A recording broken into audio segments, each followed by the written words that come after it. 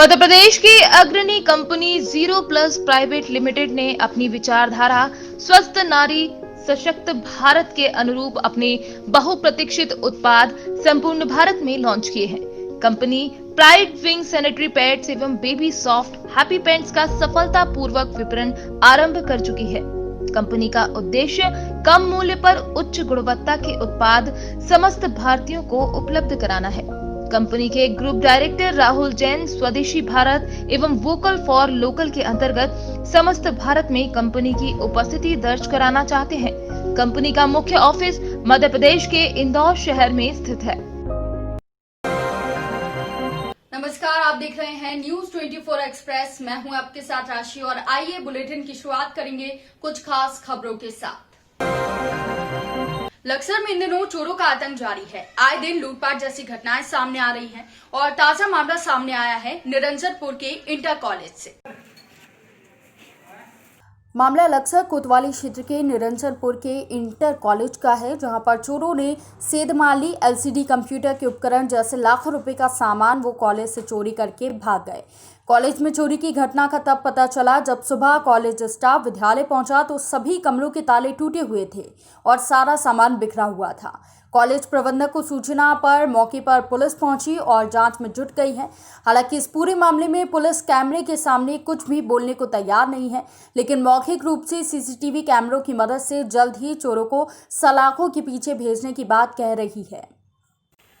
जैसे यहाँ आकर के पता चला कि सभी कमरों के लगभग वो ताले टूटे हुए हैं। अलमारी जो है उनके भी सबके ताले तोड़ करके सामान अस्त व्यस्त पड़ा हुआ मिला है और वर्चुअल लैब की जो एलईडी थी 52 इंची वो भी वो चुरा करके ले गए हैं।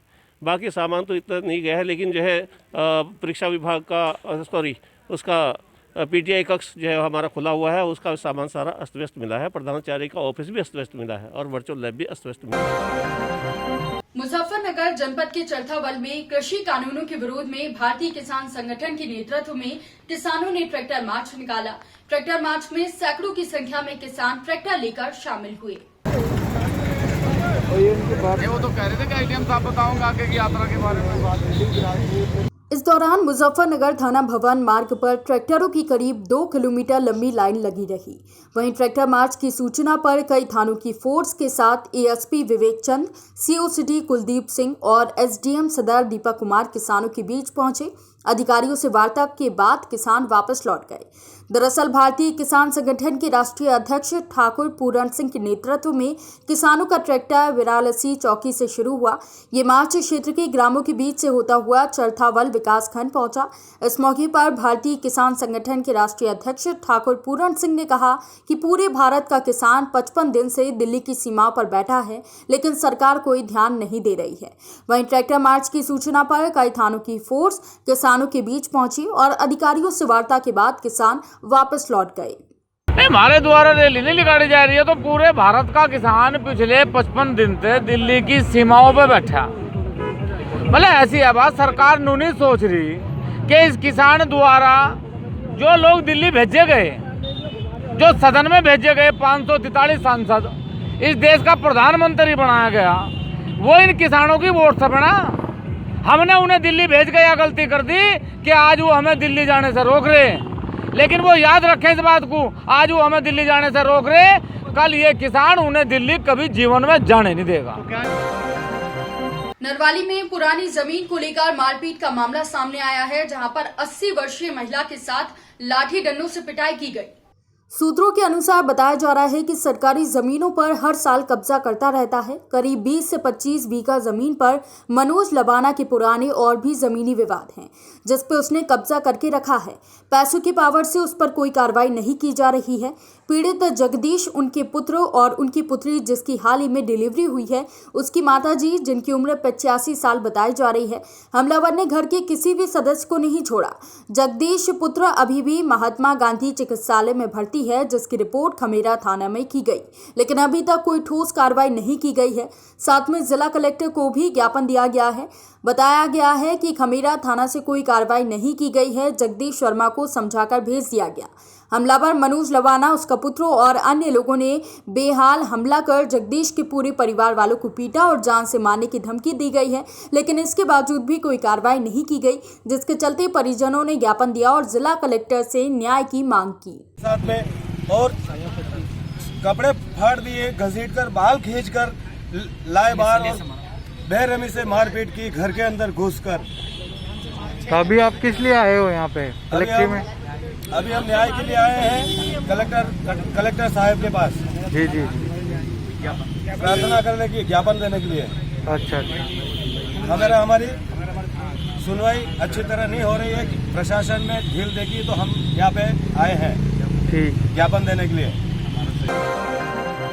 शामली में आज 18 जनवरी को बीआरसी जलालाबाद थाना भवन जिला शामली में 4 दिवसीय आंगनबाड़ी कार्यकर्ताओं का द्वितीय बेंच का परीक्षण प्रारंभ किया।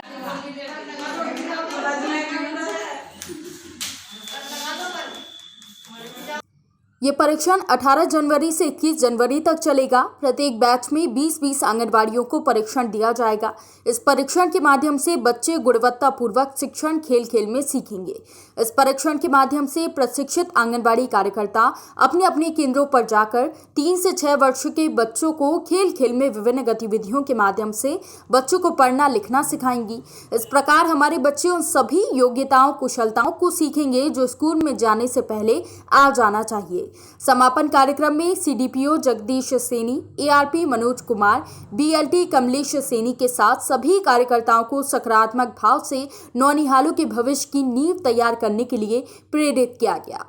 सर, मेरा नाम कमलेश सैनी है और मैं बीएलटी के पद पर तैनात हूँ और यहाँ पे हम ECCE का प्रशिक्षण चल रहा है, वो प्रशिक्षण दे रहे हैं। प्रशिक्षण किसको दे रहे हो आप? आंगनवाड़ी कार्यकर्ता को प्रशिक्षण दे रहे हैं। ओके, तो इसमें ये आपका कौन सा राउंड है, कौन सा बेंच है? सर, ये हमारा दूसरा बेंच है, 2 बैच हमारे जा चुके। ठीक। इसमें क्या समझाया जा रहा है आंगनवाड़ी कार्यकर्ताओं को? सर, इसमें प्रशिक्षण दिया जा रहा है कि हमारे जो सेंटर पे बच्चे आते हैं 3 से 6 वर्ष वाले, तो उनको हमें खेल खेल के माध्यम से शिक्षा प्राप्त कराना, भावगीत के माध्यम से शिक्षा प्राप्त कराना और कहानी के द्वारा चित्र दिखा करके। झारखंड में चल रही हेमंत सोरेन सरकार के कार्यकाल में न केवल जनता परेशान है, बल्कि सत्तासीन दल झारखंड मुक्ति मोर्चा के नेता और कार्यकर्ता भी बेलगाम अफसरशाही से परेशान हैं। व्यक्ति को भेजा जाए और पुनः इन लोगों को वापस अपने घर ले लिया जाए। कार्यक्रम में झमुमू सांसद सह केंद्रीय उपाध्यक्ष विजय हंसादा मुख्य रूप से मौजूद थे। प्रखंड एवं जिला स्तरीय संगठन के पदाधिकारियों और समर्थकों की मौजूदगी में बैठक की कार्रवाई जिला अध्यक्ष श्याम यादव की अध्यक्षता में शुरू हुई। गणतंत्र दिवस समारोह धूमधाम से मनाने के अलावा 2 फरवरी को दुमका में होने वाले पार्टी स्थापना की सफलता को लेकर चर्चा चल रही थी। कार्यकर्ताओं और नेताओं ने खुलकर सांसद सह पार्टी के केंद्रीय उपाध्यक्ष विजय हंसादा के सामने न केवल अधिकारियों की कार्यशैली को रखा, बल्कि ऐसे अधिकारियों का तबादला कराने तक की मांग की। पार्टी के प्रखंड से लेकर जिला स्तर के पदाधिकारियों ने कुछ प्रशासनिक अधिकारियों के खिलाफ खुलकर बोला और ऐसे अधिकारियों पर कार्रवाई की मांग की। सांसद ने सभी की बात सुनने के बाद कहा कि हमें भी जानकारी मिली है और ऐसे पदाधिकारियों के खिलाफ जरूर कार्रवाई की जाएगी। जनता की सरकार बनी है और अगर ऐसे पदाधिकारियों की शिकायत आए कि जो लोग कार्य नहीं कर रहे हैं तो उन पे भी अंकुश लगाने में देर नहीं लगेगी और उनको भी समझ में आ जाएगा बहुत जल्दी। बहुत स्पष्ट मैसेज देना चाहेंगे कि जनता का कार्य पहले और हम लोग या पदाधिकारी दोनों की तनख्वाह जनता के पैसे से आती है। ये गलतफहमी में नहीं रहें कि परमानेंट नौकरी का जो एक तमगा लगा हुआ है, कार्रवाई जब होगी तो बहुत कड़ी ही होगी। जिस प्रदेश में महिलाओं को घर की दहलीज पार करने की अनुमति नहीं थी, महिला की जिंदगी घूंघट में निकल जाती थी, उसी प्रदेश की बेटियां अब देश भर में राजस्थान और अपनी मातृभूमि का नाम रोशन कर रही हैं। आइए आपको मिलवाते हैं जोधपुर की बेटी गुंजन से, जो 26 जनवरी की परेड में प्रधानमंत्री के साथ बैठकर परेड देखेंगी। आप भी आ जाओ, सकनी है नहीं, सब आ जाओ, आगे आ जाओ भाई, आ जाओ। जोधपुर की बेटी गुंजन को टॉप 50 मेरिट होल्डर सूची में स्थान प्राप्त करने पर राष्ट्रीय स्तर की गणतंत्र दिवस परेड में पीएम बॉक्स के लिए आमंत्रित किया गया है। भारत सरकार के शिक्षा मंत्रालय की ओर से हर वर्ष ऐसे मेरिट होल्डर्स विद्यार्थियों को बुलाया जाता है और इसी कड़ी में गुंजन ने भी ये उपलब्धि हासिल की है। पीएम बॉक्स में अतिथि के तौर पर ये परेड में शिरकत करेंगे। पापटा जालम विलास निवासी गुंजन का जन्म पिपाड़ में हुआ और आरंभिक शिक्षा दिल्ली में हुई। इसके बाद जयपुर में वनस्थली विद्यापीठ में एमए इंग्लिश में वो मेरिट होल्डर रहीं। गुंजन बताती हैं कि सभी माता पिता को अपनी बच्चियों को पैरों पर खड़ा होने के लिए स्वतंत्रता देनी चाहिए। जब ये सूचना परिवार के पास पहुंची तो परिवार के लोगों ने गुंजन का तिलक लगाकर और मुंह मीठाकर अभिनंदन किया। परिजनों ने कहा कि उन्हें अपनी बेटी पर नाज है। मेरा बॉर्न पिपाड़ में हुआ है, बट मेरी स्कूलिंग दिल्ली से हुई है। उसके बाद यूजी करने के लिए मैं एमिटी यूनिवर्सिटी गई थी। वहाँ पे मैंने बीए ऑनर्स इंग्लिश किया है और उसके बाद पोस्ट ग्रेजुएशन के लिए मैं वनस्थली विद्यापीठ गई थी। वहीं से मुझे मौका मिला है कि मैं पीएम बॉक्स में जाके मतलब उनके साथ बैठूं। वहाँ पे मैं मेरिट होल्डर रही हूँ और अब मैं 24 को दिल्ली जा रही हूँ इस इवेंट के लिए और ये बहुत एक अच्छा मौका है। इससे बहुत लोग एंकरेज होते हैं अच्छे पढ़ने के लिए, आगे बढ़ने के लिए। और मैं बस यही कहूँगी बाकी सबसे भी कि जितने भी पेरेंट्स हैं वो सब मतलब आगे अपने बच्चों को, स्पेशली गर्ल्स को पूरा सपोर्ट करें और जितना हो सके उनको अपने पैरों पे खड़े होने का मौका दें। Thank you. जय जिनेंद्र, मैं गुंजन की चाची हूँ और गुंजन हमारे घर में शुरू से ही मेधावी रही है और उसने जब एमईटी में भी इसका जो फ्रेंच लैंग्वेज है इसमें भी ये गोल्ड मेडलिस्ट है और मतलब हमेशा से we are all of proud of her कि उसको इतना अच्छा चांस मिला अपने प्रधानमंत्री के साथ राजपथ पर रैली देखने का। तो हम सभी घर वाले बहुत गौरवान्वित महसूस करते हैं इसके साथ। Thank you. हमारा पूरा परिवार गौरवान्वित हो गया है और आगे भी मैं माननीय मोदी जी से निवेदन करूंगा कि ये प्रोग्राम आगे भी चलाते रहे, उसमें पूरा हिंदुस्तान देखेगा। का पीएम बॉक्स में बैठने का राजपथ पे जो अवसर मिला, पूरा परिवार गौरवान्वित है। शुरू से ही ये मेधावी रही थी, वनस्थली विद्यापीठ से इसने टॉप किया।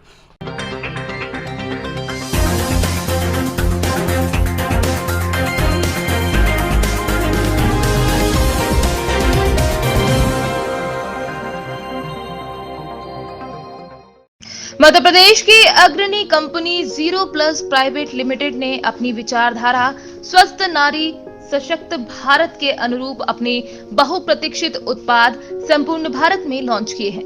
Company pride wing sanitary pads एवं बेबी सॉफ्ट हैप्पी पैंट्स का सफलतापूर्वक विपणन आरंभ कर चुकी है।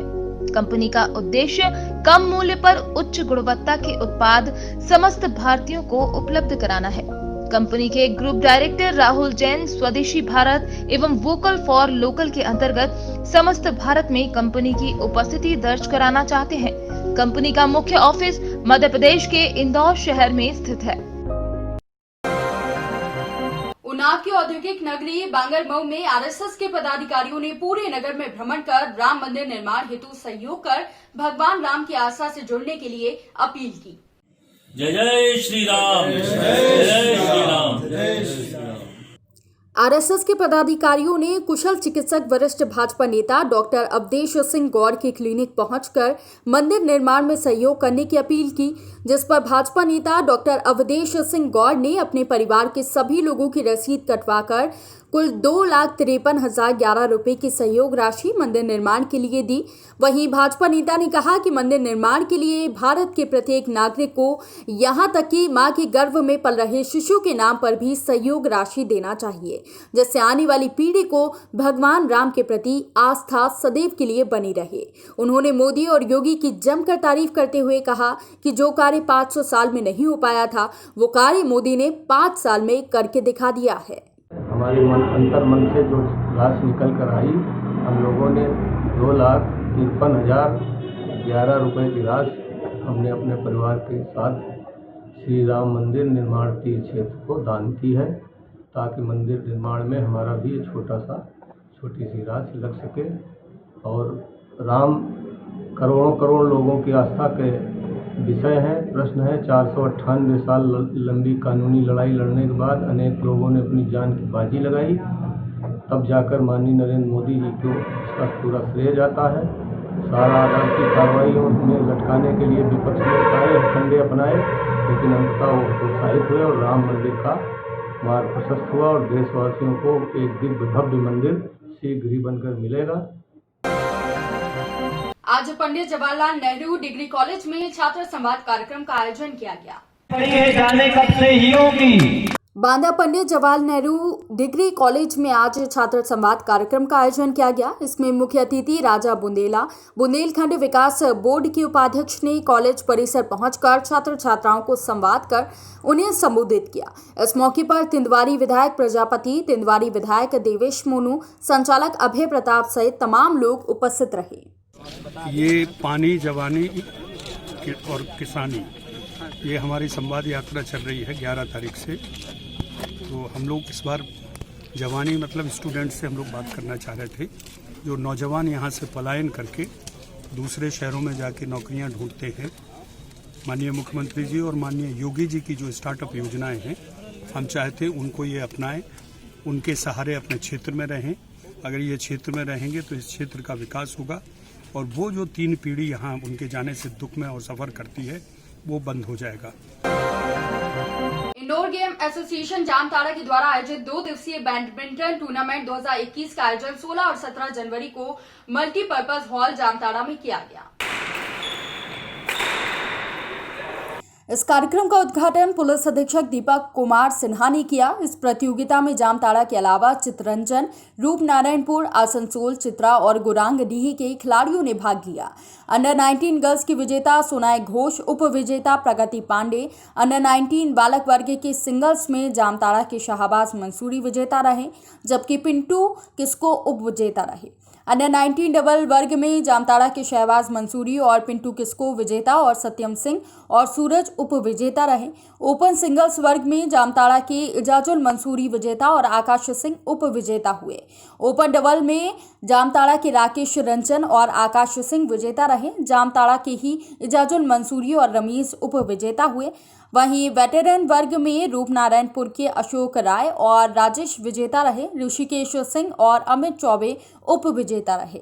इस प्रतियोगिता में जिला जज तृतीय देवेश कुमार त्रिपाठी और मुख्य न्यायिक दंडाधिकारी अब्दुल नसीर मुख्य अतिथि के रूप में उपस्थित रहे, जिनके द्वारा खिलाड़ियों में पुरस्कार वितरण किया गया। कार्यक्रम में नंदन कुमार सिंह, सचिव दीनबंधु सिंह, रोहित मंडल, अमरजीत दास, कमलेश सिंह के अलावा कई लोग मौजूद रहे।